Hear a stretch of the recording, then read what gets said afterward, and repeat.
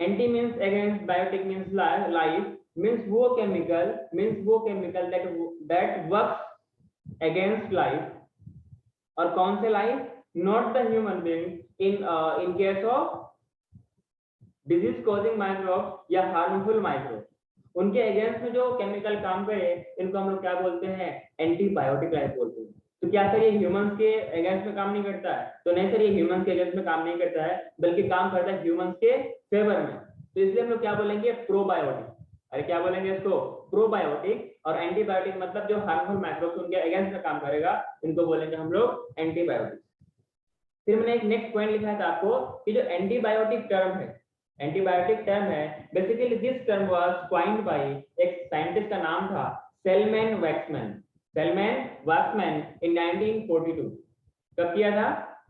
Salesman Waksman इन 1942। Clear है क्या? फिर हम लोगों ने इसका डेफिनेशन लिखा था। डेफिनेशन क्या लिखा था? कि these are the chemical, not chemical messenger, कि द केमिकल विच स्टॉप और किल और retard the growth of harmful microbe या डिजीज कॉजिंग माइक्रोब, इसको हम लोग क्या बोलते हैं? एंटीबायोटिक बोलते हैं। जैसे कि एक फेमस एग्जांपल आपके पास पेनिसिलिन। एंड पेनिसिलिन क्या है? बाय चांस डिस्कवरी है, जहां पर एक साइंटिस्ट कुछ स्टेफाइलोकोकस के बारे में स्टडी कर रहा था, लेकिन बाय चांस में वो ना होने के बजाय एक्चुअली हुआ क्या था, जो कल्चर प्लेट में वो क्या कर रहा था? जो कल्चर प्लेट में वो अपना एक्सपेरिमेंट कर रहा था, उसमें कुछ पार्ट में क्या हो रहा था कि बैक्टीरिया ग्रो नहीं कर रहा था। तो वो कई बार देखने की कोशिश किया कि क्यों नहीं हो रहा है, तो मालूम चला यहाँ पर कुछ है, क्या है?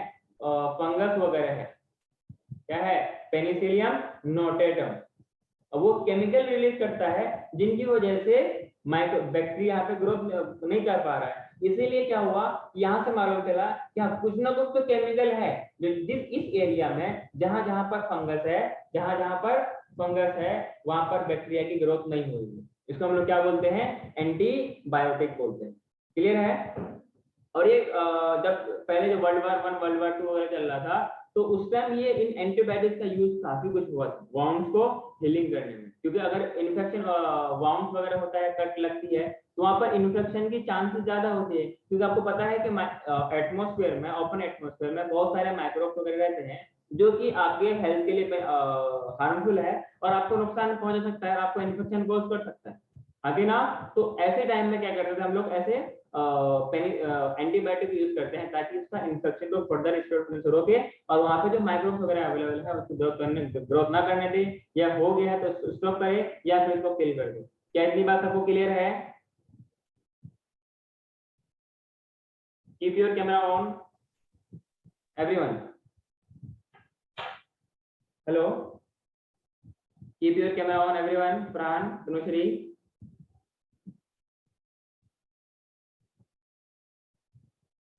हाँ, नेक्स्ट जो हम लोग बात करते हैं, नेक्स्ट जो हम लोग इसमें एंटीबायोटिक के बारे में बात करते हैं, आपके पास क्या है? पेनिसिलिन। क्या है? पेनिसिलिन। क्लियर है? पेनिसिलिन क्या है? एंटीबायोटिक है। एक एंटीबायोटिक है जो कि क्या करता है? किसी माइक्रोब्स, मतलब हार्मफुल माइक्रोब्स के अगेंस्ट में काम करता है। क्लियर है? और कुछ एंटीबायोटिक वगैरह क्या होती है? स्पेशीज स्पेसिफिक होती है, मतलब कि किसी जिस आप ऑर्गेनिज्म को एक्सपेक्ट करेंगे, वो किसी पार्टिकुलर स्पीशीज के माइक्रोब्स को ही लाइफ को रिटायर्ड करेगा। क्लियर है? We have different types of antibiotics. Clear है? इसलिए हर तरीके के इन्फेक्शन के लिए हर तरीके अलग अलग तरीके का क्रीम वगैरह आता है, मतलब एज अ मेडिसिन के तौर पर।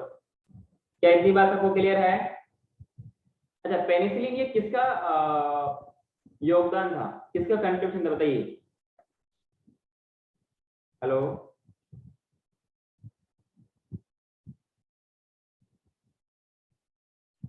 It was a by chance discovery. It was अ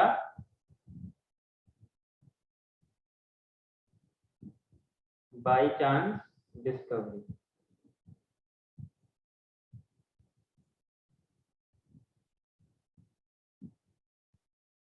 मैंने क्या बोला? पेनिसिलिन बेसिकली एक एंटीबायोटिक है, it was a by chance discovery.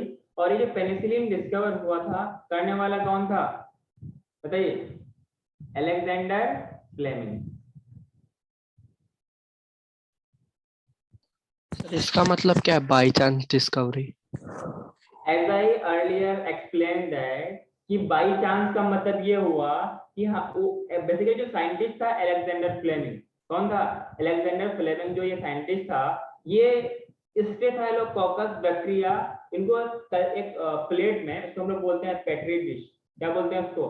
Petri dish. एक प्लेट होती है, एक फ्लैट टाइप का एक स्ट्रक्चर होता है, जिसमें वो लोग एक्सपेरिमेंट करते हैं। कौन लोग? साइंटिस्ट लोग।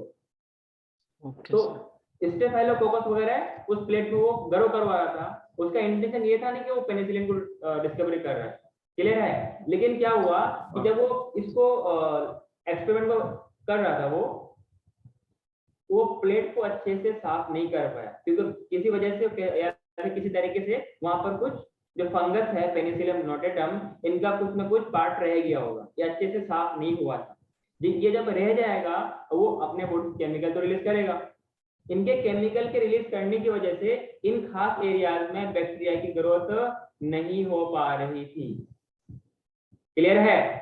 हाँ सर कर तो रहा समझ था गया। कुछ और वो, लेकिन हुआ क्या? वो पेनिसिलिन को डिस्कवर किया, मतलब इसी को बोलते हैं कर रहा था कुछ और, मिला कुछ और। लेकिन जो मिला वो बहुत बड़ी चीज मिल गया, बुरी चीज नहीं, बहुत बड़ी चीज, जो कि आज पूरे दुनिया में काफी कुछ फेमस है।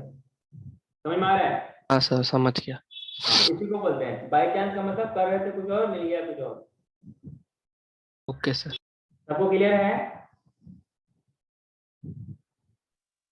हाँ, अलेक्जेंडर फ्लेमिंग ये साइंटिस्ट है, जिसने बाई का मतलब क्यों इसको, when he was working on strepto, मतलब क्या बोलते हैं, स्टेफाइलोकोकस। क्लियर है क्या? हाँ सर क्लियर। समझ लीजिए, कोई दिक्कत है?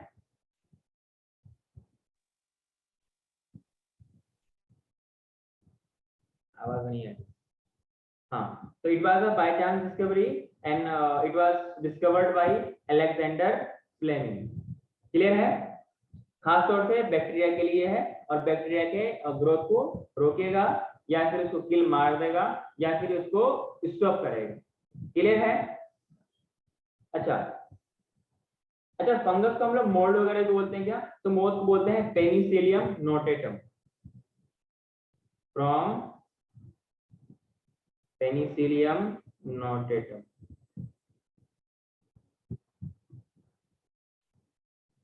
कोई दिक्कत? हाँ जी। लेकिन देखो, अब वो अपने नॉलेज के हिसाब से जो कुछ डिस्कवर कर पाया वो कर लिया, लेकिन जो अदर साइंटिस्ट है उसके बाद क्या हुआ कि इनका as a full effective antibiotic के तौर पर डिस्कवर करने वाला साइंटिस्ट कोई और था। उसका क्या नाम था? Ernest Chain and Howard Florey. क्या नाम था? मैंने क्या बोला? मैंने Ernest Chain and Howard Florey. Yes और no? It's full potential as an effective antibiotic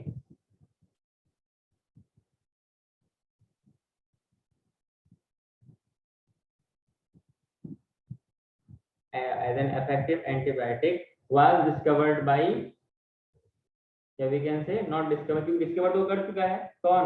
Alexander Fleming. इसको हम लोग एस्टैब्लिश कह सकते हैं, या मार्केट में इसको अच्छे तरीके से लॉन्च करना बोल सकते हैं, ताकि जो भी यूज के कंज्यूमेबल पब्लिक है या पर्सन्स है, उस मतलब कि अच्छे से इफेक्टिव तौर पर से मार्केट में अवेलेबल हो सके। तो करने वाला साइंटिस्ट कौन था? Ernest Chain and Howard Florey. यहाँ तक किसी को दिक्कत है? बोलो ना। नहीं है सर।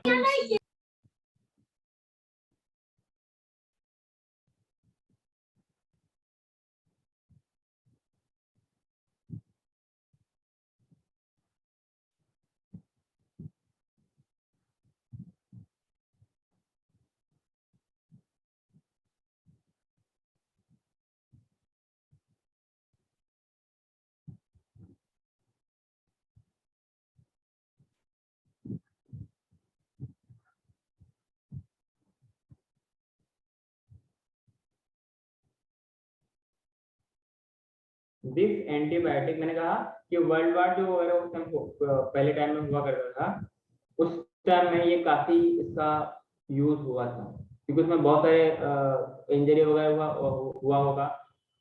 अपनी इस टाइम के तरह उस टाइम मेडिकल फैसिलिटीज नहीं थी, तो कुछ इस तरीके के केमिकल थे मेडिसिन के टाइप से हम लोग ऐसा करते थे। क्लियर है? तो मैंने क्या बोला, दिस वाज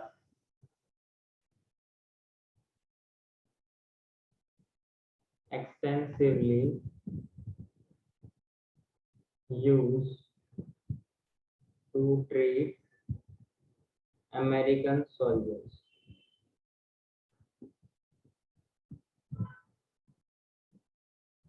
Clear?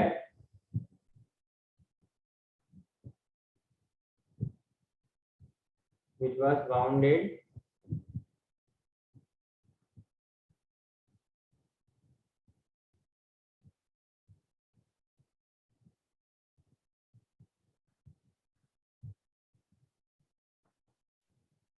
during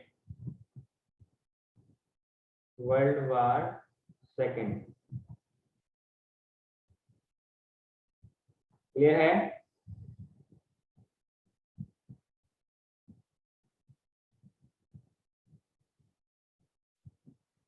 कोई दिक्कत है बताओ? Should I move to next? हाँ सर।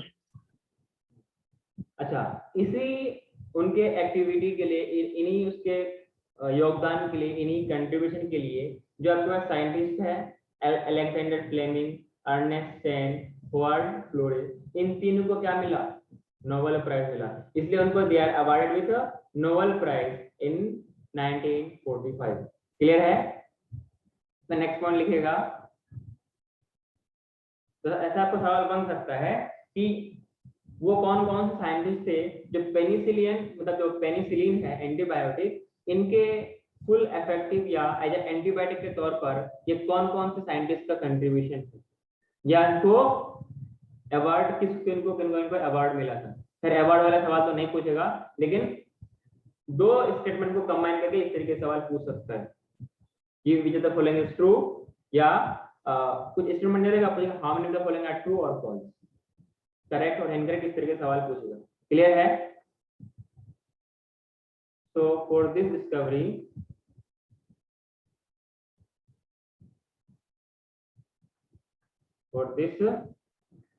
discovery, फ्लेमिंग का मतलब अलेक्जेंडर फ्लेमिंग, आगे ना बोलो।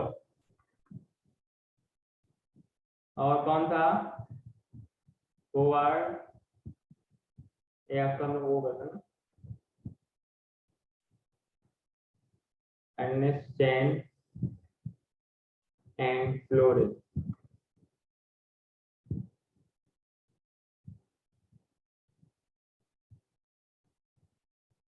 awarded Nobel Prize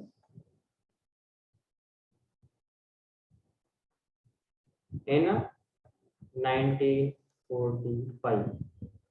Got it? कोई दिक्कत है क्या? अच्छा, इस डिस्कवरी के बाद फिर अदर माइक्रोब्स के साथ, क्योंकि फर्स्ट टाइम था ना, अब तो एक बार जब मार्केट में कुछ फर्स्ट टाइम लॉन्च होती है ना, उसके बाद कुछ उसी टाइप का या उसी पैटर्न में कुछ और भी चीज आने लगती है। जैसे अभी यहाँ पे फंगस से एक एंटीबायोटिक आया, उसके बाद कुछ अदर माइक्रोब से भी एंटीबायोटिक्स को प्यूरिफाई किया गया, बनाया गया, मतलब उसको एक्सेप्ट करके ऐसा स्टडी करके लाया गया, डिस्कवर किया गया। क्लियर है? और इस एंटीबायोटिक की वजह से बहुत सारे डेथ कॉजिंग, जिसको बोलते हैं डेडली डिजीज,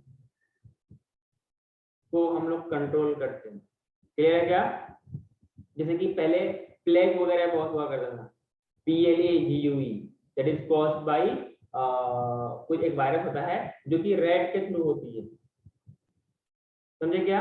whooping कफ है, मतलब इंसान खांसते खांसते, एक ऐसी बीमारी होती थी जो इंसान खांसते खांसते मर जाता था, उसको बोलते हैं whooping कफ।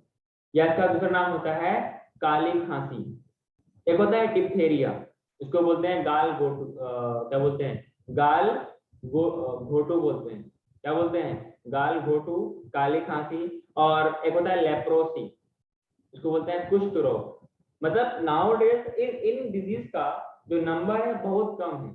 जैसे पोलियो वगैरह है, तो जैसे वैक्सीन वगैरह भी आती है ना एज ए तौर पर, as a type of antibiotic के तौर पर, हाँ कि ना। तो मतलब इन सब चीज के कंट्रीब्यूशन से, इन सब चीज के एप्लीकेशन से बहुत सारे डिजीज आप नाउ डेज अगर आप पूरे यूनिवर्स पे देखेंगे, पूरे वर्ल्ड पे देखेंगे कि पोलियो के जो पेशेंट है इनका नंबर पहले के कंपेयर में बहुत कम हो गया। मतलब बहुत सारी बीमारियां कम हो गई है, क्योंकि अपने पास क्या होता है वर्ल्ड में या कंट्री लेवल पे, नेशनल लेवल पे क्या होता है, हेल्थ केयर फैसिलिटीज बढ़ रही है, आगे ना, और इम्यून सिस्टम को स्ट्रॉन्ग करने वाली चीजें आने लगी है, वैक्सीन है, एंटीबायोटिक्स है, अच्छे अच्छे फूड है। पहले टाइम में ऐसा नहीं हो पाता था, क्योंकि अपने पास पहले टाइम में medical health care facilities available नहीं थी। नाउडेज अवेलेबल है, हम इसको यूज करके अपने हेल्थ को, अपने वेलफेयर के लिए यूज करते हैं। इसीलिए इस चैप्टर का नाम क्या है, माइक्रोब्स इन ह्यूमन वेलफेयर। बात समझ में आई?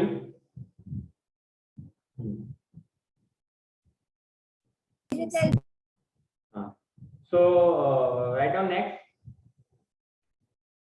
So some deadly disease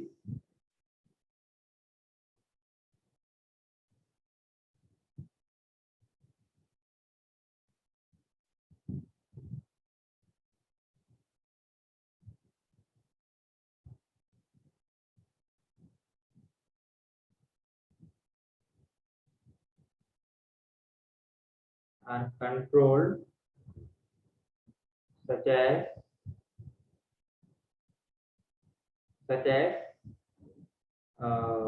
क्या बोला मैंने, प्लेग, ठीक है ना। एक होता है whooping cough,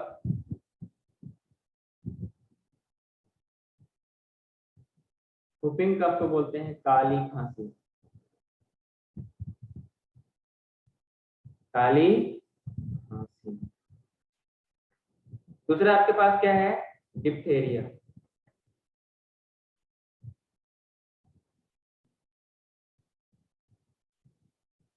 गाल घोटू, clear.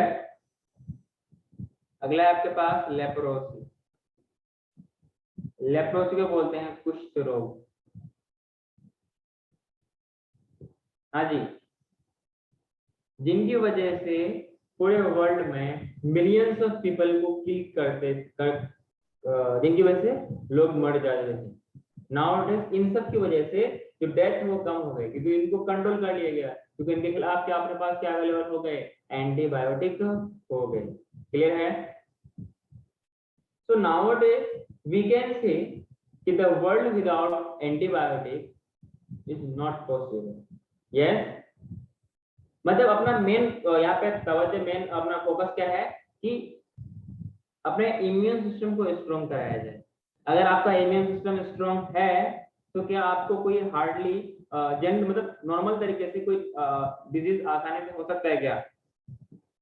Means it is not possible. Clear है? तुमने इतना लिखा, बताओ। हाँ, तो हम लोगों ने एक इन सबसे पहले एक टॉपिक लिखा था कि माइक्रोब्स इन इंडस्ट्रियल प्रोडक्ट। तो यहाँ तक था आपके पास क्या, पहला हम लोगों ने बात किया था किसके बारे में, अल्कोहलिक के बारे में, फर्मेंटेड बेवरेज। यहाँ पे आपके पास फर्मेंटेड था, मतलब डिस्टिल वाले अल्कोहल थे, विदाउट डिस्टिल वाले अल्कोहल थे। फिर हम लोगों ने नेक्स्ट टॉपिक लिखा था एंटीबायोटिक। दूसरा टॉपिक का नाम लिखिए ऑर्गेनिक एसिड, मतलब तीसरा टॉपिक क्या लिखिए, ऑर्गेनिक एसिड। वैसे आप लोग केमिस्ट्री पढ़ चुके हैं, ऑर्गेनिक केमिस्ट्री पढ़ चुके हैं, तो यहाँ पर आपको ऑर्गेनिक केमिस्ट्री समझाने के लिए आई थिंक ज्यादा टाइम नहीं लगे, मतलब मुझे समझाने की जरूरत नहीं पड़ेगी। क्लियर है? यस? हेलो ऑर्गेनिक केमिस्ट्री के स्टूडेंट्स, बात समझ में आ रही है? मैंने क्या बोला, ऑर्गेनिक एसिड्स क्या है, बेसिकली ये वो केमिकल है जो कि मैन्युफैक्चर किया जाता है कहाँ से, लिविंग सोर्स से। अरे कहाँ से, लिविंग सोर्स से, और अलग अलग माइक्रोब्स को अप्लाई करके इन ऑर्गेनिक एसिड्स को हम लोग प्रोड्यूस करते हैं। क्लियर है? सारे के सारे ऑर्गेनिक एसिड नहीं, कुछ ऑर्गेनिक एसिड हैं जो कि मैन्युफैक्चर किया जाता है by employing the fermentation of some organic substance with the use of, with the help of fungi and other, we can say different types of bacteria.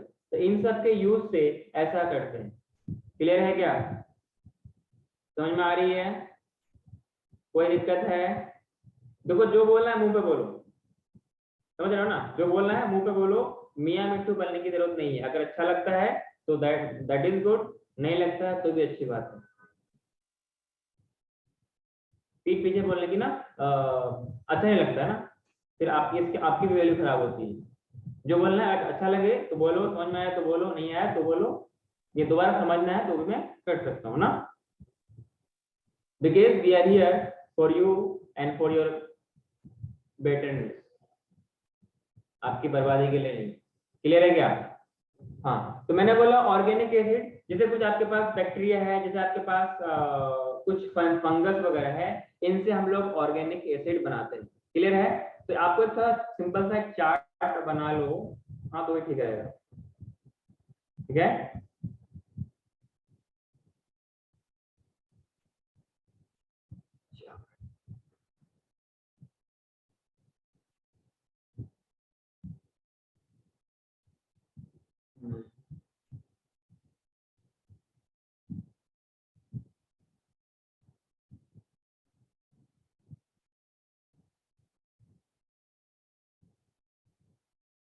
आप बगैर बॉक्स की भी बना सकते हैं।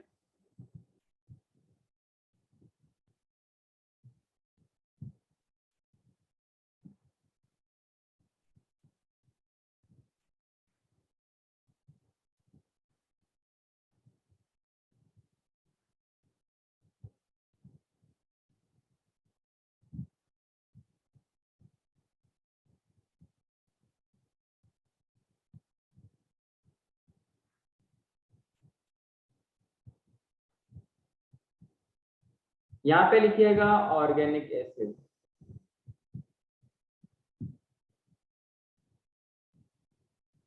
इधर लिखिएगा सॉस। यस, इधर सीरियल नंबर में हम लोग पहला नंबर देंगे।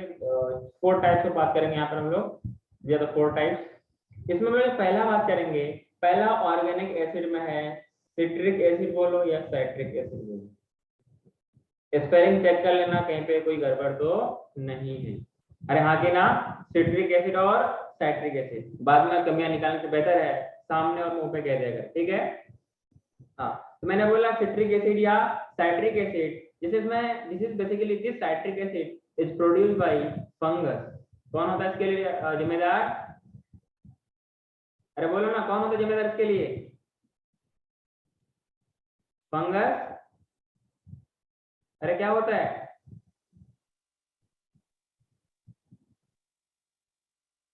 I am not hearing you.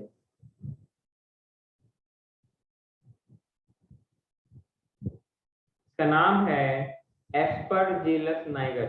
Repeat with me, Aspergillus Niger. जैसे कि आपको मालूम होगा, जो इसका बॉटनिकल मतलब जो बायोलॉजिकल नेम होता है, पहला वाला लेटर का पहला वर्ड का पहला लेटर क्या होता है? कैपिटल। नेक्स्ट वर्ड का बाकी मतलब आगे सारा का सारा स्मॉल होता है, आगे ना। तो फंगस का नाम है एस्परजिलस नाइगर। अरे कोनो दिक्कत है क्या? यस। हाँ, दूसरा जो आपके पास ऑर्गेनिक एसिड है, इनको बोलते हैं एसिटिक एसिड। अरे क्या बोलते हैं? ये जो मैं ये नाम लिखा रहा हूँ ना, 4 ये इस चार्ट में, यहाँ से नीट में कई बार सवाल पूछा गया है रिसेंट ईयर्स में। आगे ना, रिसेंट ईयर्स में ये सवाल पूछे गए हैं। तो एसिटिक एसिड है, बेसिकली एसिटिक एसिड को हम लोग कॉमनली क्या बोलते हैं, बोलना थोड़ा सा। अरे विनेगर बोलते हैं कि नहीं? अरे बोलो।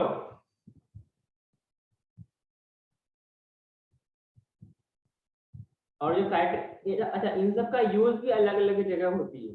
क्लियर है? जैसे कि विनेगर वगैरह है तो उसको हम लोग प्रिजर्वेशन के तौर पे भी यूज करते हैं, ना कि ना फूड आइटम्स में भी यूज करते हैं। वहीं पर जो आपके पास साइट्रिक एसिड था, कुछ flavouring substance as well as कुछ मेडिसिन में भी सिट्रिक एसिड यूज की जाती है। क्लियर है? एसिटिक एसिड है मतलब विनेगर है।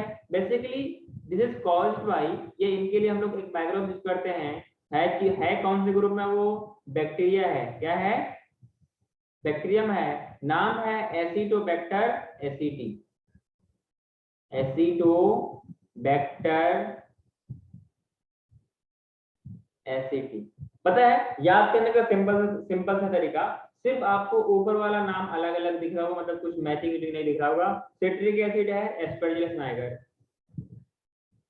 एसिटिक एसिड है तो लिखा है एसिटोबैक्टर, तो एसिटो एसिटिक से एसिटो, क्या इतना याद रख पाओगे? लैक्टिक एसिड है,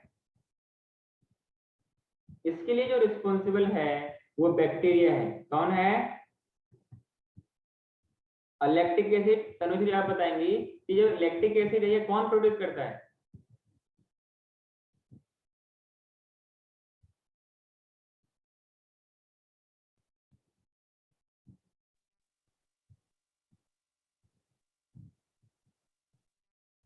फिर भी आवाज नहीं, आई थिंक मैं समझ गया क्या बोला जा रही है।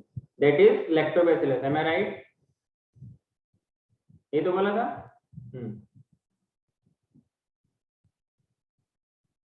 लैक्टोबैसिलस बल्गैरिस या बुल्गैरिस बोल सकते हैं आप। अरे हाँ कि ना, लैक्टोबैसिलस बुल्गैरिस या बल्गैरिस, क्लियर है? इसके साथ में और भी एक बैक्टीरिया इसके लिए हेल्प, मतलब कि और उसके पास दूसरा जो ऑप्शन है उसका नाम क्या है? स्ट्रेप्टोकोकस लैक्टिस, लेकिन वही है स्पेसिस क्या है, वह लैक्टिस वाला, लेग पीस नहीं, लैक्टिस, स्ट्रेप्टोकोकस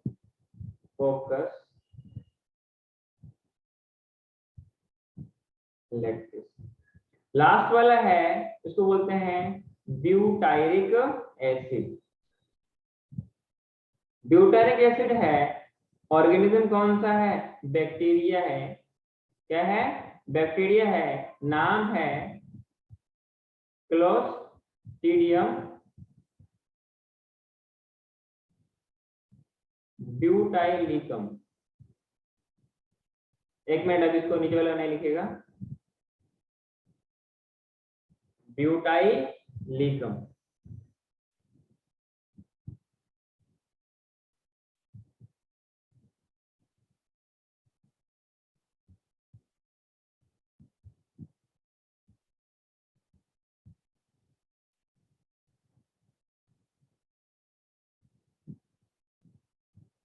क्लोस्ट्रीडियम।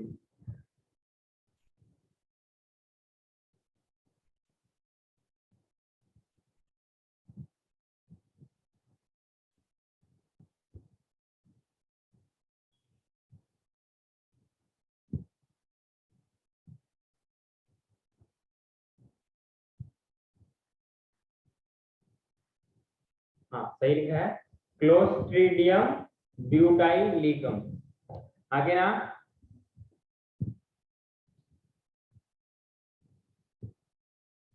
हेलो, आगे बढ़ो। हाँ, नेक्स्ट लिखिए enzyme. Fourth topic enzyme.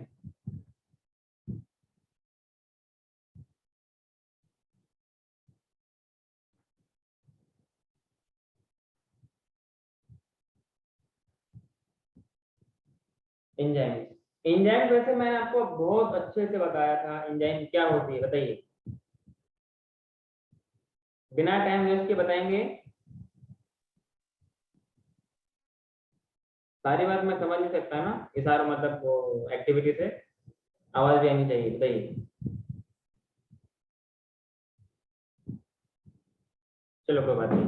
Basically हम लोगों ने देखो, बॉडी में हम लोग इतना जानते हैं बायोमोलिक्यूल्स होता है, और बायोमोलिक्यूल्स लिविंग ऑर्गेनिज्म के अंदर रिएक्शन, मतलब उसकी वजह से रिएक्शन होती है, और ये सेल के अंदर होती है, कहाँ पर? साइटोप्लाज्म, ये सबको अच्छे से पता है। और एक एक कंसेप्ट होता है मेटाबॉलिज्म। एक मेटाबॉलिज्म क्या होती है? वो सारे के सारे लिविंग रिएक्शन जो भी एक लिविंग बॉडी के लिविंग सेल के अंदर हुआ करती है। इसके लिए होने के लिए क्या चाहिए? बायोमोलिक्यूल्स चाहिए। आगे ना, जब बायोमोलिक्यूल्स चाहिए तो क्या होगा? मेटाबॉलिज्म होगा। मेटाबॉलिज्म क्या है? एक तरीके का रिएक्शन है। अरे सर, जब जब रिएक्शन आएगा तो रेट ऑफ रिएक्शन आएगा कि नहीं आएगा? आपने केमिस्ट्री में पढ़ा होगा, फर्स्ट ऑर्डर, सेकंड ऑर्डर, या पता नहीं और कौन कौन से type of product, reactant, forward, backward या इक्विलिब्रियम, ये सब different, all these are related to reaction. तो मैंने बोला जब जब रिएक्शन का नाम आएगा तो रेट ऑफ रिएक्शन का नाम तो आएगा ही आएगा। तो एक तो तरीका ये है कि रिएक्शन अपने हिसाब से चल रहा है, अब उसको कंप्लीट होने के लिए सोच, अगर एंजाइम ना हो यूनिवर्स में, तो एक रिएक्शन को कंप्लीट होने के लिए पता नहीं कितने अरबों साल लग जाएंगे, समझ रहे हो? तो ये एंजाइम क्या करता है? रेट ऑफ रिएक्शन को बढ़ाता है, मतलब जो उस रिएक्शन को प्रोसीड करने के लिए एक पार्टिकुलर बैरियर होते हैं एनर्जी की, आपने पढ़ा हुआ एक्टिवेशन एनर्जी, इस एक्टिवेशन एनर्जी को कम करके रिएक्शन को फास्टली प्रोसीड करता है, मतलब रेट ऑफ रिएक्शन को बढ़ा देता है। मान लो पहले रेट ऑफ रिएक्शन क्या था कि एक मिनट में 1 किलो कोई सब्सटेंस प्रोड्यूस हो रहा था उस बगैर एंजाइम से। अब क्या होगा? एंजाइम ने आपने दिया, मतलब आपने रेट स्पीड को बढ़ा दिया। बेसिकली रेट ऑफ रिएक्शन का बढ़ने का मतलब क्या है? स्पीड ऑफ रिएक्शन बढ़ जाएगी, तब 1 मिनट में 1 केजी नहीं 10 केजी भी प्रोड्यूस कर सकता है, या उससे ज्यादा, या कुछ भी, मतलब ज्यादा क्वांटिटी में प्रोड्यूस कर सकता है। मतलब एंजाइम वो केमिकल होते हैं जो कि रेट ऑफ रिएक्शन को बढ़ाते हैं। आगे ना ये कैसे कैसे करता है ये आपको मैंने अच्छे से बायोमोलिकुल्स में समझा रखा है, नोट्स आपके पास है, रिवाइज कर सकते हैं, डाउट हो तो पूछ सकते हैं, बाकी वीडियोस भी अवेलेबल है, आप वहां पे देख सकते हो। ठीक है, तो मैंने क्या बोला, जो मैंने आपको शेयर किया है, तो ये एंजाइम जो है बेसिकली रेट ऑफ रिएक्शन को बढ़ाता है और टाइम बचाता है, और कम टाइम में बहुत सारे रिएक्शन को पूरा करता है। पर यहाँ पर जो एंजाइम है, एंजाइम क्या करेगा कि किसी को डाइजेस्ट भी कर सकता है, जिसे आपको मालूम है एंजाइम क्या समझेंगे, उसके लास्ट में ए एस ई आएगा, याद है? डीएनए, लाइगेज, आइसोमरेज, और कौन से थे? Nucleotidase, nucleus. मतलब न्यूक्लियस क्या है? न्यूक्लिक एसिड को डाइजेस्ट करने वाले एंजाइम को बोलेंगे न्यूक्लियस। यस। और फिर क्या है, जैसे कि मैंने बात किया डीएनए, एक तो डीएनए सिंगुलर मतलब प्लूरल फॉर्म है, डीएनए का प्लूरल फॉर्म। एक होता है डीएनए, डीएनए को डाइजेस्टिंग एंजाइम, आरएनए, तो आरएनए को डाइजेस्टिंग एंजाइम। अरे बात समझ में आ रही है? बोलो। जो भी आप बॉटल्ड जूस पीते हैं, जो ड्रिंक करते हैं, वो इतना क्लियरिफाई कैसे होता है?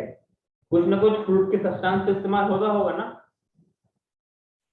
तो उसके जो बचे कुछ पार्ट होते हैं मशीन से जूस बनाने के बाद, कुछ ना कुछ चीजें, कुछ ना कुछ इम्प्योरिटी, मतलब कुछ ना कुछ पार्टिकल्स रह जाते हैं। उन सारे पार्टिकल्स को, मतलब कुछ ऐसा पार्ट जो आपको दिखेगा, लेकिन जब आप जूस पीते हो बिल्कुल आपको पानी की तरह मतलब साफ दिखता है, कुछ और चीज मिला हुआ नहीं दिखता है। वो इसलिए नहीं दिखता है क्योंकि वहां पर माइक्रोब्स मतलब इन्हीं एंजाइम्स को यूज करते हुए उनको पूरा अच्छे से डाइजेस्ट कर दी जाती है। क्या कर दी जाती है? डाइजेस्ट कर दी जाती है। कोई दिक्कत है क्या? यस। इसमें पहला पॉइंट लिखेंगे, क्या लिखेंगे? बॉटल जूस जो होते हैं आपके पास,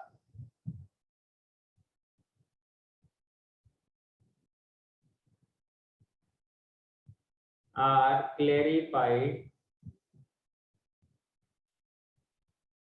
by the use of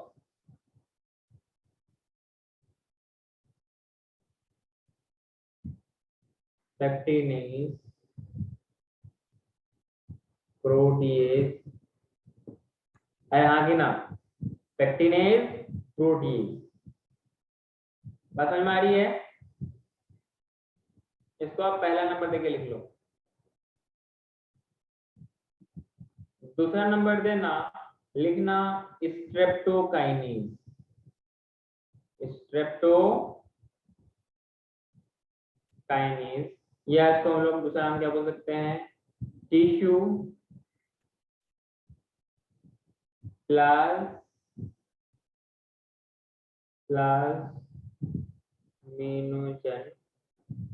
tissue plasminogen activator. खैर इसकी आप ये मत बोलिए, ठीक है ना। तो मैंने क्या बोला, स्ट्रेप्टोकाइनेस है, तो मतलब जो भी इस तरीके से आपके पास स्ट्रेप्टोसिन वगैरह या फिर जो सब्सटेंस होंगे, इनको क्या करेगा, ये डाइजेस्ट करेगा। क्लियर है। और इन सब चीज को, ये जो स्ट्रेप्टोकाइनेस है, बेसिकली मेडिकल फील्ड में इस्तेमाल होता है। कहाँ इस्तेमाल होता है, मेडिकल फील्ड में इस्तेमाल होता है। मतलब कि वहां पे जो मेडिसिन वगैरह बनाई जाती है, वहां पर कुछ बैक्टीरिया के हेल्प ली जाती है उनके, क्योंकि देखो हम तो जो दवाइयां बनाते हैं वो हम किसी माइक्रोब्स के लिए, एजेंट्स के लिए बनाते हैं, तो कहीं ना कहीं हमें उसकी प्रॉपर्टी को यूज करना पड़ता है कि हम किस तरीके से दवाई को बनाएं या क्या केमिकल प्रोड्यूस करा करके उसको तैयार करें, ताकि इस इफेक्टिव किस पार्टिकुलर जो आपके पास बीमारी है या पार्टिकुलर माइक्रोब्स है उनके अगेंस्ट में काम कर सके। क्लियर है। ये जो स्ट्रेप्टोकाइनेस है, basically it is produced by, अच्छा ये जो पार्ट है ना, ये नीट में पूछा गया है, ये वाला जो बोतल जूस होती है, दीज आर क्लेरिफाइड बाय, मतलब क्लेरिफाइड मतलब क्या, क्लियर, साफ दिखना, कुछ मतलब पार्टिकल या कुछ आपको ऐसा दिखेगा नहीं, आगे ना। जैसे पानी आपको साफ दिखता है ना, पानी के तरह तो साफ मतलब नहीं दिखेगा, लेकिन कुछ आपको पार्टिकल ऊपर जाता हुआ नहीं दिखेगा।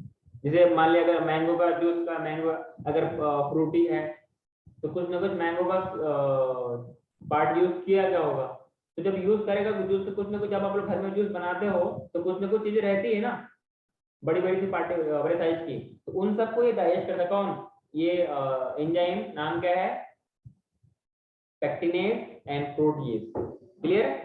हाँ, streptokinase it is produced by bacteria है, तो इसमें लिखा है स्ट्रेप्टोकोकस नाम है ना, तो इसी से नाम होगा, प्रोड्यूस्ड बाय स्ट्रेप्टोकोकस, ये सुनो, बोलो ना।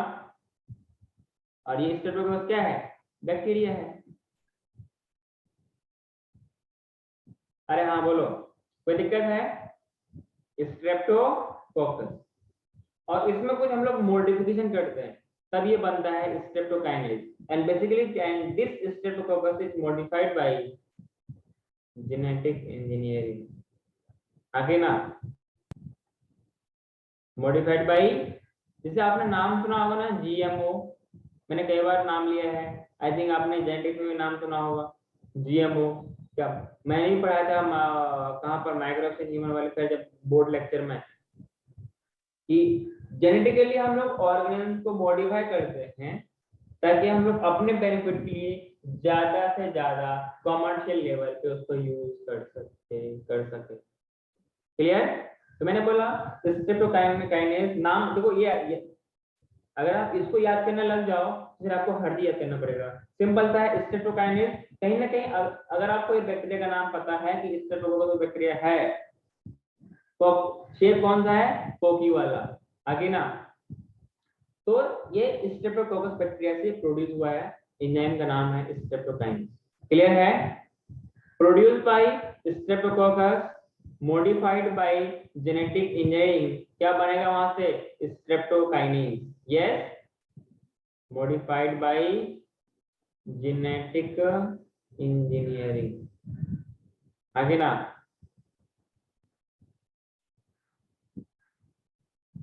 क्लियर।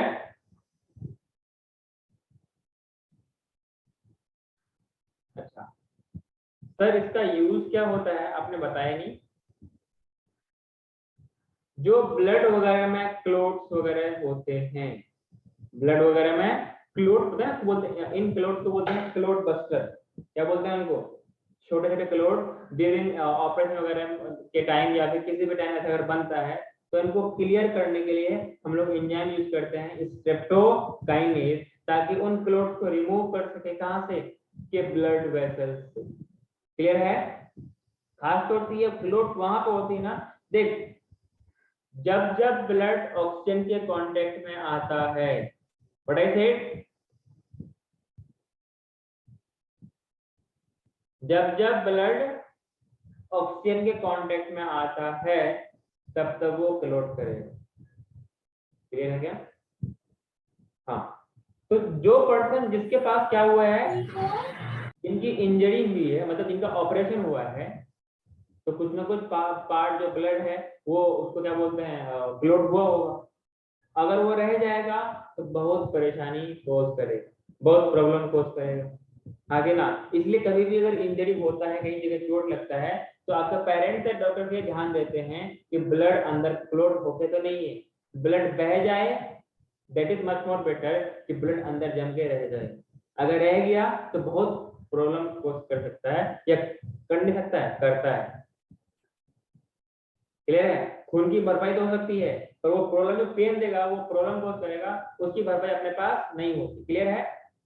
मैंने क्या बोला कि जो आपके पास एंजाइम है, क्या streptokinase, this is produced by streptococcus, and इसको हम लोग मॉडिफाई करते हैं ताकि इसको लोग और अच्छे से अपने मेडिकल फील्ड में यूज कर सकते हैं। और बेसिकली जिस टेक्निक के थ्रू उसको हम मॉडिफाई करते हैं, यहाँ पे मॉडिफाई का मतलब क्या है कि वो नॉर्मली जो फंक्शन करता है वो ठीक था, लेकिन मतलब काम के लायक है, लेकिन हम उसको और अच्छे से मॉडिफाई करें ताकि हम लोग अप्रोप्रिएट और प्रॉपर तरीके से इसे यूज कर सकें। इसलिए हम इसको मॉडिफाई करें और अपने हिसाब से यूज कर सकें, इसलिए हम लोग इसको मॉडिफाई करते हैं और टेक्निक यूज करते हैं genetic engineering, that is biotechnology. इसी को तो बोलते हैं जेनेटिक इंजीनियरिंग, हाँ कि ना?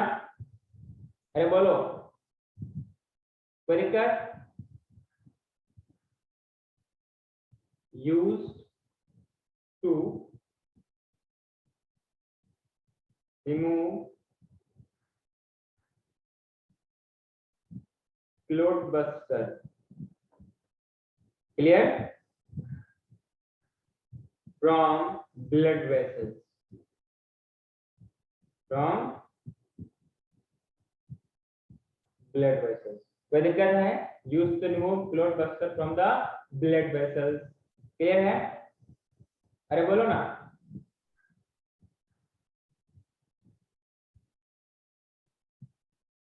Blood vessels of patient who have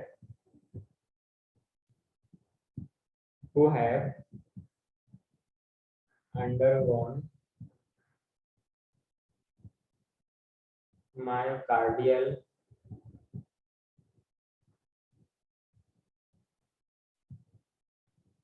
infarction.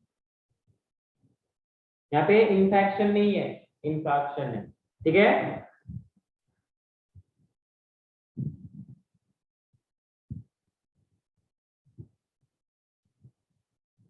To heart attack, इनका डिटेल से आपके पास आएगा। मायोकार्डियल इंफाक्शन इन जो आपके पास ब्लड वस्कुलर सिस्टम है, क्लास 11 में, ठीक है? तो ऐसे क्लोट्स को हम लोग इनके हेल्प से रिमूव करते हैं। क्लियर है क्या?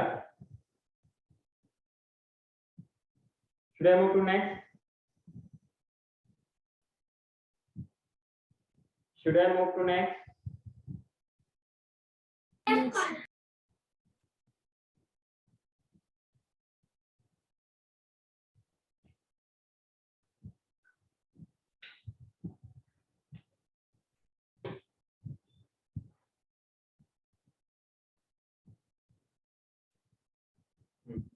नेक्स्ट और चौथा पॉइंट हो गया ना आपका, ये पांचवा पॉइंट लिखेंगे, that is bio active molecule. Bio active molecule. Clear? Bioactive molecule simple सी बात है, यहाँ पे आपको नाम से मालूम चल रहा है कि जो बायो और एक्टिव मॉलिक्यूल्स मतलब मॉलिक्यूल्स। क्लियर है? मतलब जो बायोलॉजी में हम कुछ मॉलिक्यूल्स को यूज करते हैं, कुछ पार्टिकुलर सब्सटेंस यूज करते हैं जो कि आपके बेनिफिट के लिए काम करता है, मेडिसिन के तौर पर यूज कर इस्तेमाल में आता है, इनको हम लोग क्या बोलते हैं? बायो एक्टिव मॉलिक्यूल्स बोलते हैं। क्लियर? हाँ, तो मैंने कहा कि जो आपके पास बायो एक्टिव मॉलिक्यूल्स है ना, क्या है? बायो एक्टिव मॉलिक्यूल है। पहला इसमें हम लोग बात करेंगे साइक्लोस्पोरिन की। मैंने कई बार नाम लिया है, आज भी नाम ले रहा हूँ, आज के बाद आपको भूलना नहीं है। साइक्लोस्पोरिन स्पोरिन ए।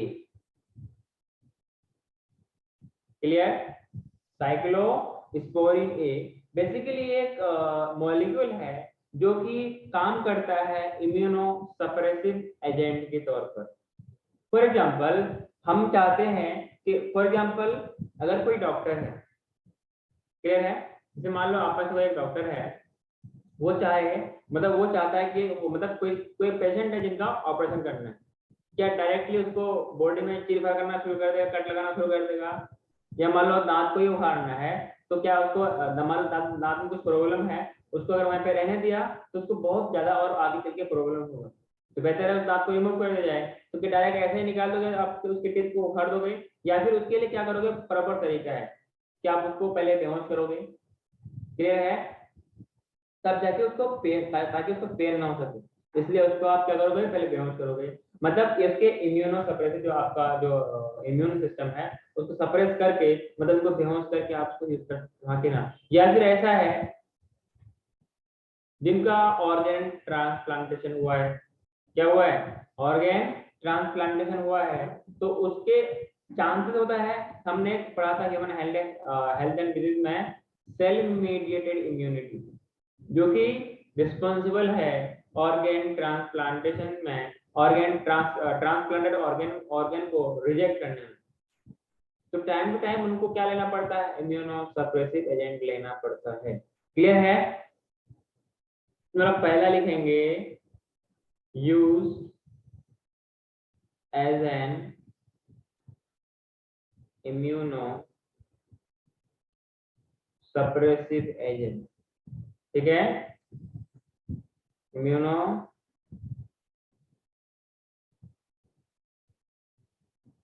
Suppressive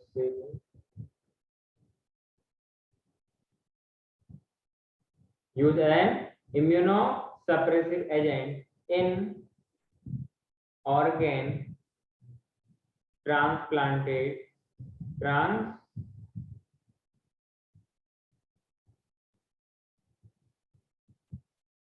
organ transplant patient।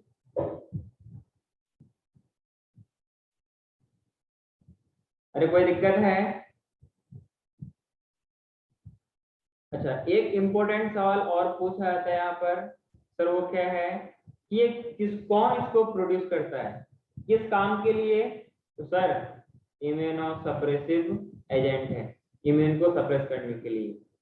और कौन प्रोड्यूस करता है? तो प्रोड्यूस करने वाला जो ऑर्गेनिज्म है, इसका नाम क्या है आपके पास?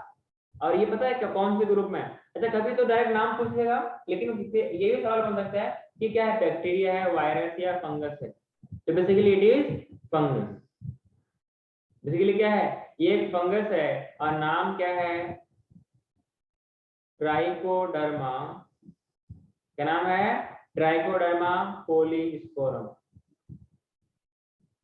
यहाँ पे तो थोड़ा सा आपको कंफ्यूजन हो सकता है, लेकिन आपको सिर्फ इतना रखना है, पॉलीस्पोरम है तो साइक्लोस्पोरिन है। क्या है? पॉलीस्पोरम है तो साइक्लोस्पोरिन है। क्या मेरी बात समझ में आ रही है? पॉलीस्पोरम है तो साइक्लोस्पोरिन है। Is it clear to everyone? अगर हो गया तो हम दूसरे नंबर पे जाते हैं, नाम है स्टेटिन। क्या नाम है? स्टेटिन। स्टेटिन बेसिकली क्या है? ये भी एक बायोएक्टिव मॉलिक्यूल है जो कि आपके बेहतरी के लिए काम करता है। क्लियर है? आपके बेहतरी के लिए काम करता है। Basically it is produced by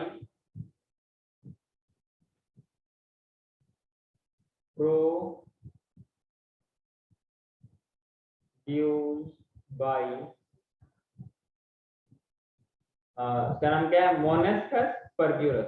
क्या नाम है? अच्छा, ये है क्या? एक ईस्ट है और इसका नाम क्या है? मोनेस्कस परफ्यूरस। आगे ना, अरे बोलो सर इसका फंक्शन क्या है? देख बाबू, क्या बोला मैंने? देखो बाबू, आपके ब्लड में, ब्लड वेसल्स में अगर कोलेस्ट्रॉल बढ़ जाए, कैस्ट्रोल नहीं, कोलेस्ट्रॉल बढ़ जाए, उसके लिए हम लोग ये कुछ खास बायोएक्टिव मॉलिक्यूल्स यूज करते हैं ताकि उनको ये कम कर सके। क्लियर है? इसमें नेक्स्ट लिखेगा used for,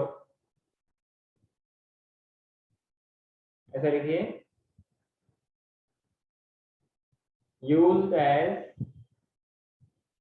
blood cholesterol lowering agent, blood cholesterol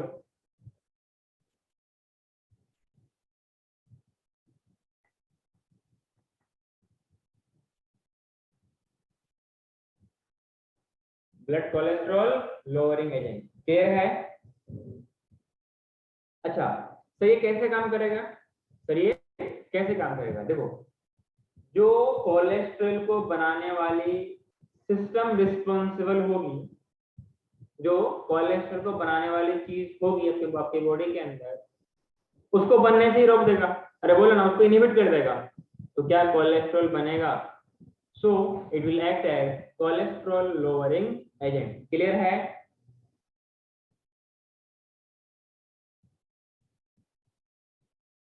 चलो कोई बात नहीं, I know how to teach one side.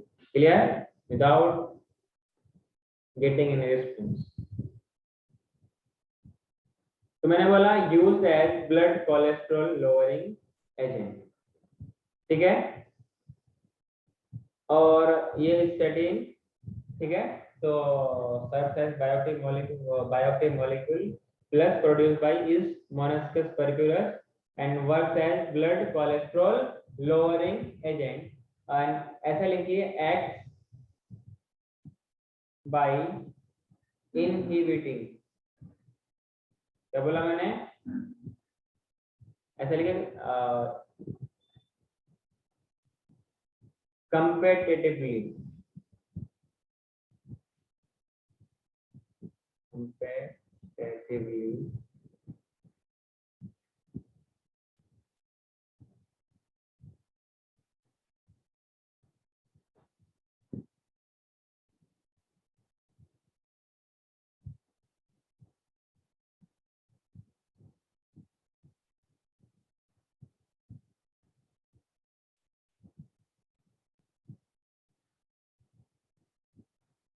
for synthesis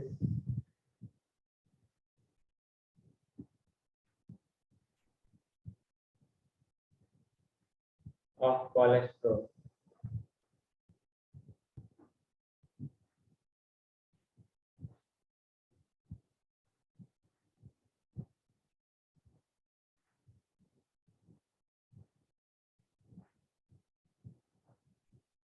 This one or previous one?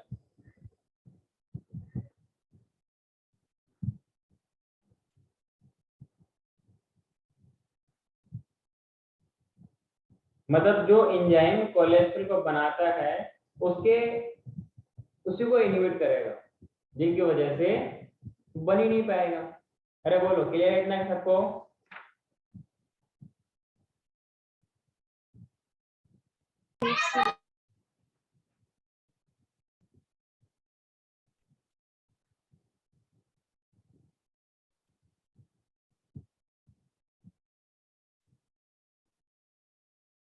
Microbes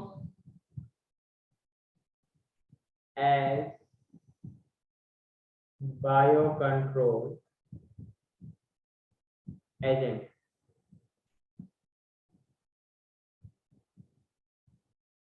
Microbes as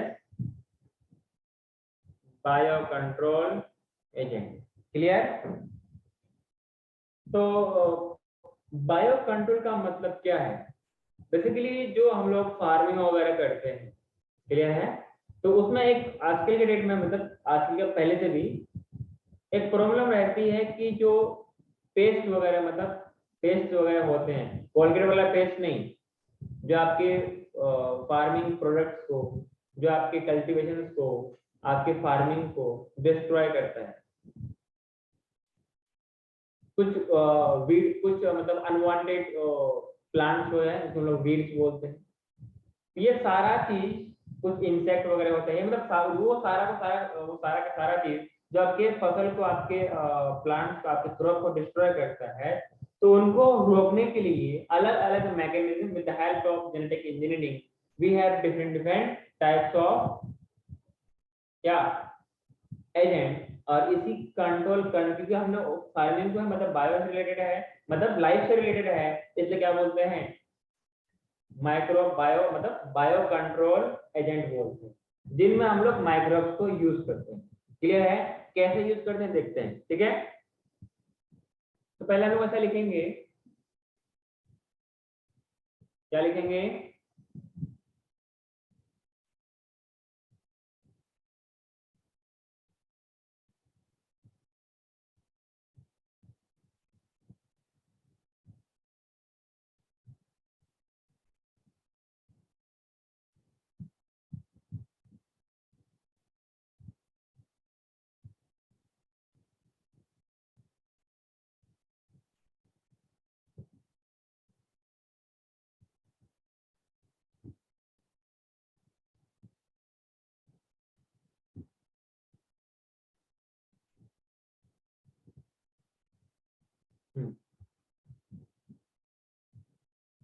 मैंने क्या बोला,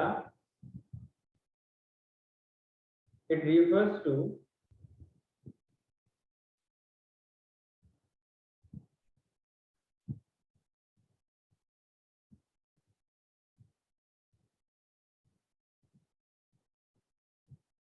कंट्रोलिंग ऑफ प्लांट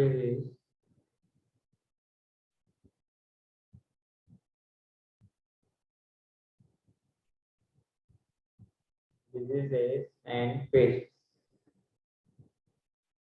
क्लियर?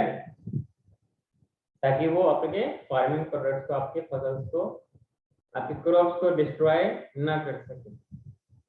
अगर एक तो आपके पास तरीका क्या है कि आप केमिकल्स यूज करो, मतलब वीडीसाइड्स यूज करो, पेस्टिसाइड्स यूज करो, या जो भी आपके पास ऐसा कुछ केमिकल अवेलेबल है।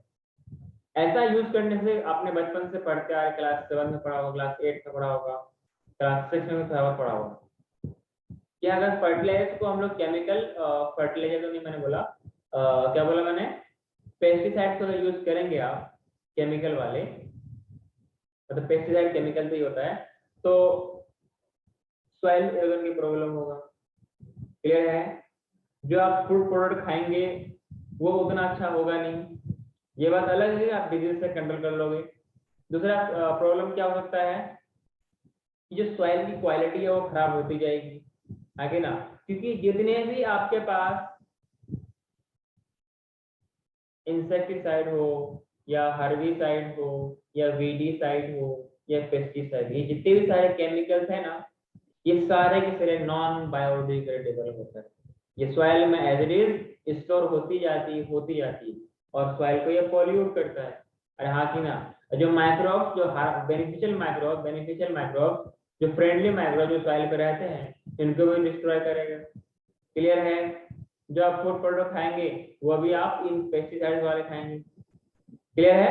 तो इस तरीके से ये प्रॉब्लम कॉज करता है। क्लियर है? तो एक बार मैं और बोल रहा हूँ कि सिंपली माइक्रोब्स या बायो कंट्रोल का मतलब ये है कि जो आपके पास केमिकल पेस्टिसाइड या केमिकल इंसेक्टिसाइड वगैरह है,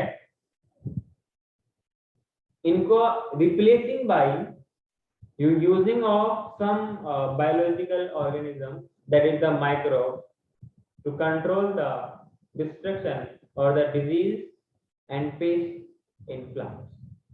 क्लियर? यही है बायो कंट्रोल एजेंट। क्लियर है क्या? मतलब हम लोग पहले क्या करते थे, या अब भी क्या क्या करते हैं, इंसेक्टिसाइड यूज करते हैं, पेस्टिसाइड यूज करते हैं। क्लियर है? और सॉइल को इसके यूज करने से सॉइल पॉल्यूट होगा। क्लियर है? अरे बोलो, बहुत सारी प्रॉब्लम हो सकती है। कोई दिक्कत? तो इसके लिए हम लोग जो यूज करते हैं उसको हम लोग क्या बोलते हैं, इसी माइक्रोब्स यूज करके जो हम लोग हेल्प करते हैं, जो केमिकल मतलब केमिकल तो नहीं, जिस चीज को हम लोग यूज करते हैं इनको बोलते हैं, जिस माइक्रोब्स को यूज करते हैं उन मेथड को हम लोग बोलते हैं, उस चीज को हम लोग क्या बोलते हैं, बायोपेस्टिसाइड। बायोपेस्टिसाइड। इससे पहले हम लोग क्या बोलते थे, इंसेक्टिसाइड, हर्बिसाइड, वीडिसाइड, पेस्टिसाइड। अब क्या बोलेंगे, बायोपेस्टिसाइड। मतलब ये कुछ माइक्रोब्स होंगे जो कि प्लांट में रहते हुए उन पेस्ट को डिस्ट्रॉय करेगा, या फिर कुछ इस तरीके से प्लांट को बनाएगा कि उसको अटैक होने देगा ही नहीं। अच्छा, कोई भी ऑर्गेनिज्म किसी पे अटैक कब करता है, जब उस चीज पे उसको इंटरेस्ट आता है। फॉर एग्जाम्पल, कोई बच्चा मेडिकल की तैयारी कर रहा होता है, अगर उसको सच्ची लगन है, सच्ची इंटरेस्ट है, वो किसी न किसी तरीके से पढ़ के, कहीं ना कहीं से किसी भी टीचर से बात करके, उसे बात पढ़ के वो अपना अच्छाई के लिए सोचेगा, इधर उधर घूमेगा नहीं, अपना टाइम वेस्ट नहीं करेगा, अपना टाइम खोटी नहीं करेगा। मतलब ये हुआ कि वैसे यहाँ पर है कि इन प्लांट्स में रहते हुए वो माइक्रोब अगर उसकी फेवरेबल चीज रहेगी ही नहीं, तो कैसे वो प्रोड्यूस कर सकता है, या कैसे उनको अपने उस प्लांट में आ सकता है, जब आएगा ही नहीं तो प्लांट को डिस्ट्रॉय कैसे करेगा। क्लियर है?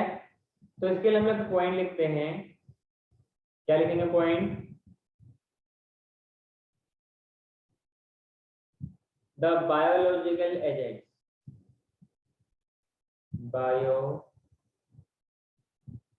बायोलॉजिकल एजेंट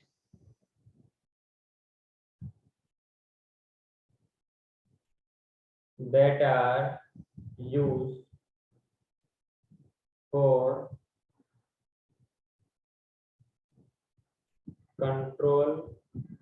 controlling weeds, ठीक है, इंसेक्ट्स।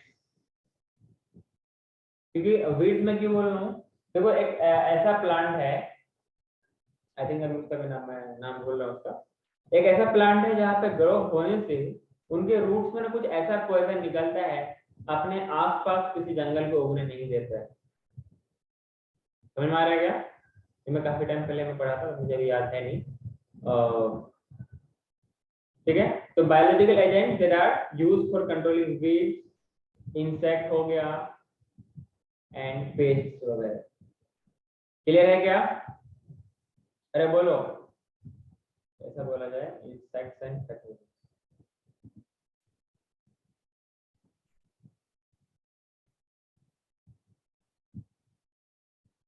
ठीक है, तो these are the biopesticide.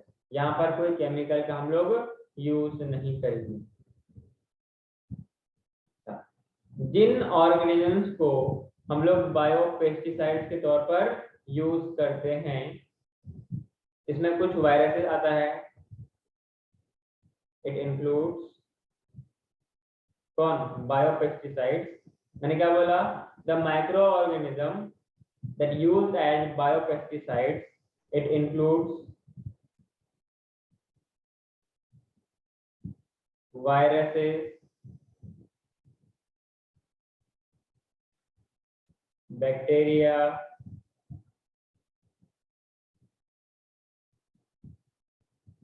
fungi, mites,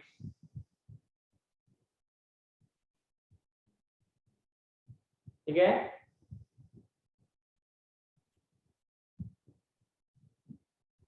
fungi हो गया, माइट्स हो गया, बैक्टीरिया हो गया, वायरस हो गया, प्रोटोजुआ। क्लियर? ये था, ठीक है। आगे बढ़ो क्या, हाँ सर। पहला जो एग्जांपल लिखेगा आप, दैट इज बैसिलस, बैसिलस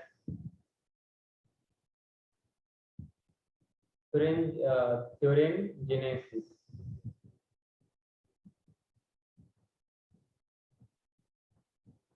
अरे बोलो। ऑर्गेनिज्म किसी माइक्रोब्स को हम लोग यूज कर रहे हैं and those microbes are producing some chemical and that chemical में बी टॉक्सिक सब्सटेंस। क्लियर? तो जब भी वो उस प्लांट को कंज्यूम करने के लिए आएगा, जब भी वो उस प्लांट को कंज्यूम करने के लिए आएगा तो उसके बॉडी के अंदर वो टॉक्सिन चला जाएगा। तो कुछ आपके पास क्या होते हैं, एंडोटॉक्सिन होते हैं। बाय रिलीजिंग एंडोटॉक्सिन जब अंदर जाएगा उनके बॉडी में सेल्स की लाइसिस होने लगती है। जब सेल्स की लाइसिस हो जाएगा तो ऑर्गेनिज्म जिंदा कैसे बच सकता है? अरे हाँ कि ना, बोलो। और ये बेसिकली कहाँ कहाँ का एग्जांपल है? बेसिकली ये सॉइल, उसको बोलते हैं सॉइल बैक्टीरिया में यूज करते हैं। मतलब ये वो बैक्टीरिया है जिसको हम लोग सॉइल पे यूज करते हैं। क्लियर है? बैसिलस thuringiensis या जिनेसिस बोल सकते हैं। और ये बेसिकली सॉइल पे प्रेजेंट होती है, इसलिए हम लोग क्या बोलते हैं, इसको सॉइल बैक्टीरियम बोलते हैं। क्लियर है? करता क्या है ये? It produces spores. कौन? जो बैक्टीरिया का आपका स्पोर्स वगैरह होगा वो कुछ वो क्या बोल सकते हैं, इंसेक्टिसाइडिंग प्रोटीन, और उस प्रोटीन का नाम होता है क्राई प्रोटीन। क्लियर है? स्पोर्स ऑफ बैक्टीरियम, और उसको हम लोग अगर सॉइल पे यूज, सॉइल पे अगर फेंक देंगे, सॉइल पे अगर छिड़क देंगे तो वो उस प्लांट के साथ साथ माइक्रो जो पैथोजन वगैरह है इसको भी कंज्यूम कर लेगा। और इसके स्पोर्स के अंदर क्या होते हैं, टॉक्सिन्स होते हैं, उसको बोलते हैं एंडोटॉक्सिन। अंदर जा करके ये अपना इफेक्ट दिखाता है। क्लियर है? अरे बोलो। तो spores of bacterium produces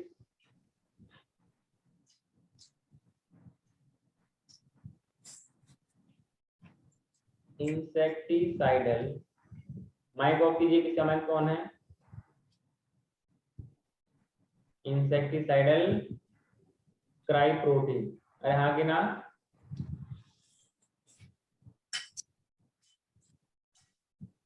Aarav किधर, माइक ऑफ करो। आरव,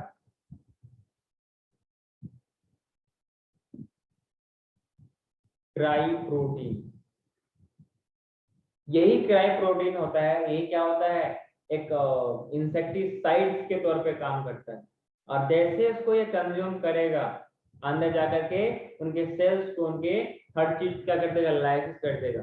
जब उसके अंदर की चीज कोई रहेगा ही नहीं तो वो जिंदा कैसे रह सकता है? अरे बोलो। यस। मैकेनिज्म कैसे कैसे काम करेगा? मैकेनिज्म में इनके स्पोर्स जब उसके बॉडी के अंदर जाएगा, clear, spores of this bacterium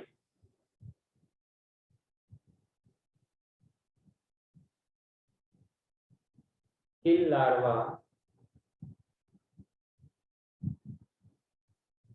of certain insects.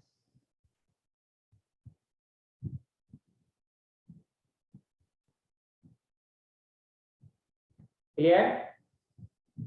और उसके लार्वा को किल कर देगा तो फिर फर्दर वो रहेगा ही नहीं, तो एग्रीकल्चर प्रोडक्ट को, फार्मिंग को डिस्ट्रॉय नहीं करेगा। कोई दिक्कत? कोई दिक्कत है? आगे बढ़ूं?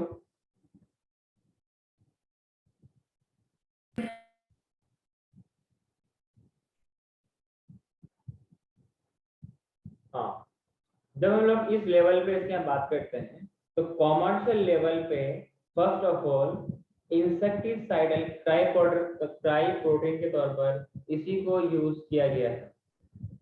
किसको? बैसिलस thuringiensis, इसको यूज किया गया है। क्लियर है? और ये कुछ स्पोर्ट्स मिक्सचर होता है, उसको हम लोग क्या बोलते हैं, स्पोर्ट्स होते हैं, और क्राई प्रोटीन होता है। यही सारा का सारा काम करता है। This is the first bio pesticide. This was the first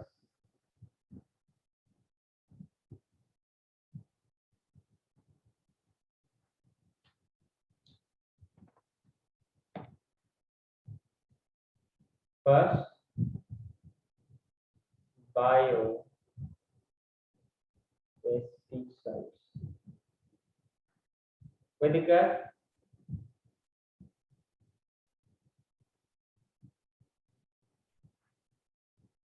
और ये पूरे वर्ल्ड लेवल मतलब कॉमर्शियल लेवल पे फर्स्ट ऑफ ऑल इसी को यूज किया गया था। क्लियर है?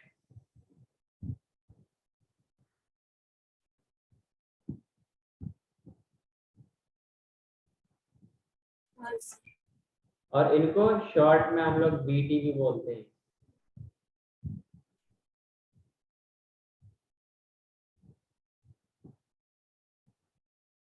बीटी क्या बोलते हैं इनको? शॉर्ट में बोलते हैं, मतलब बैसिलस thuringiensis। क्लियर है? इसको यूज करने का तरीका, इसका एप्लीकेशन क्या है? ये पैकेट के तौर पर मिलता है, मतलब उसको बोलते हैं सैचेट। छोटे छोटे पैकेट को क्या बोलते हैं हम लोग? सैचेट। SACHET।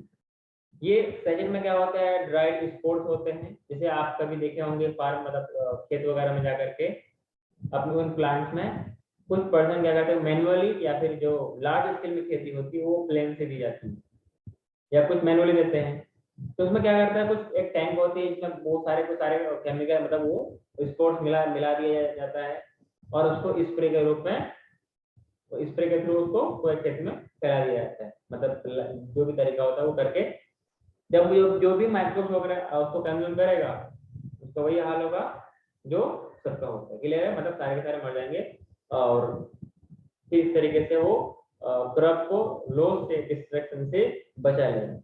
क्लियर है? बोलो।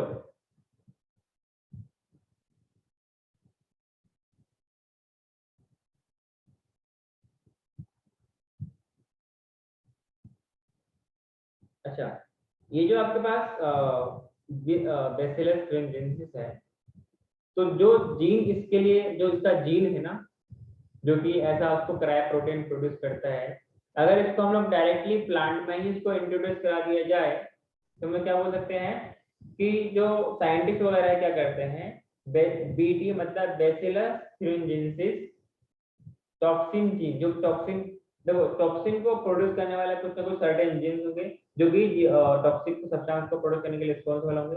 अगर उन जीन्स को डायरेक्टली अगर हम प्लांट्स में इंट्रोड्यूस करा दें तो क्या वो इस तरीके के इंसेक्ट पेस्ट के लिए रेजिस्टेंट होगा कि नहीं? अरे बोलो, अरे हाँ कि ना? Hello, moving to next. ये तो होगा आपके पास बैसिलस thuringiensis। इसके लिए इसी तरीके से आपके पास और एग्जांपल है जहां पर आपने बीटल के बारे में नाम सुना होगा। एक छोटे छोटे इंसेक्ट है, ठीक है, beetle with red and black marking.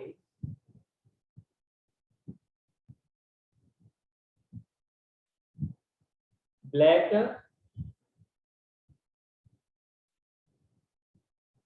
Marking, basically ये क्या करता है? एक होता है लेडी बर्ड, है ना,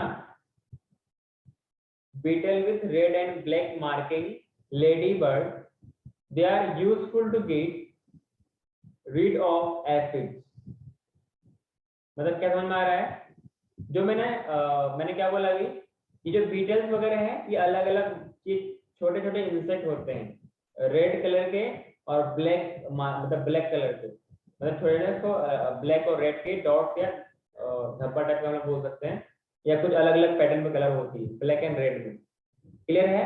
ये जो लेडी बर्ड है they can get rid of aphids by releasing some chemicals, और जब उसको कंज्यूम करेगा तो मर जाएगा। तो इस तरीके से फिर वो ऐसा कर सकता है। क्लियर है क्या? अरे बोलो। Beetles with red and black marking, lady bird,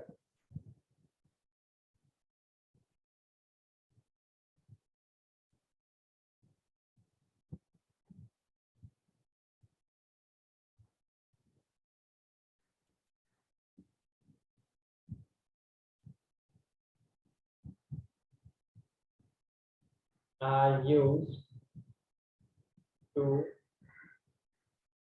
get rid of aphids.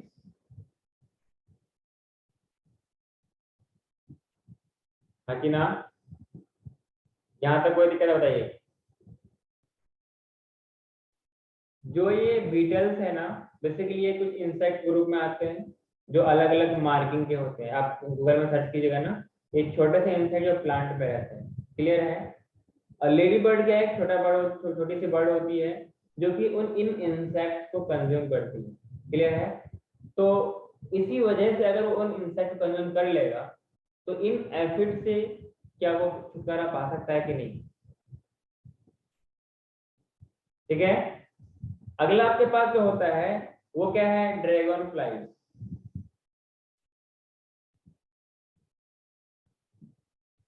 अगला है dragon flies which are useful to get rid of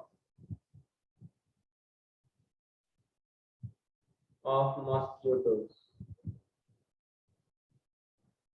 ये उनको खा जाएगा। क्लियर? अरे बोलो। यस, इस तरीके से हम लोग बायो कंट्रोल एजेंट्स का यूज करते हैं। क्लियर है? एक अब अगला आपके पास है फंगल पैथोजन।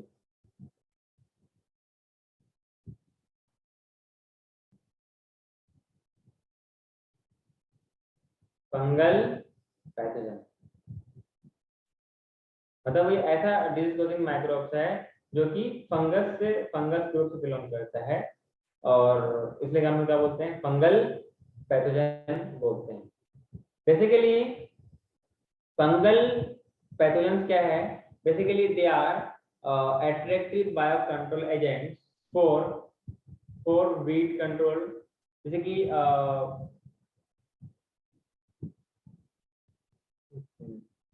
इसको हम लोग बाद में कर लेंगे। आई मीन टू से कि जो आपके पास फंगल पैथोजन वाला है और इसका स्पेसिफिसिटी मतलब स्पेसीज स्पेसिफिक होगा। मतलब अगर कोई पार्टिकुलर ऑर्गेनिज्म है, पार्टिकुलर माइक्रोब्स है, तो किसी पार्टिकुलर तरीके से यही ये काम करेगा। क्लियर है क्या इतना?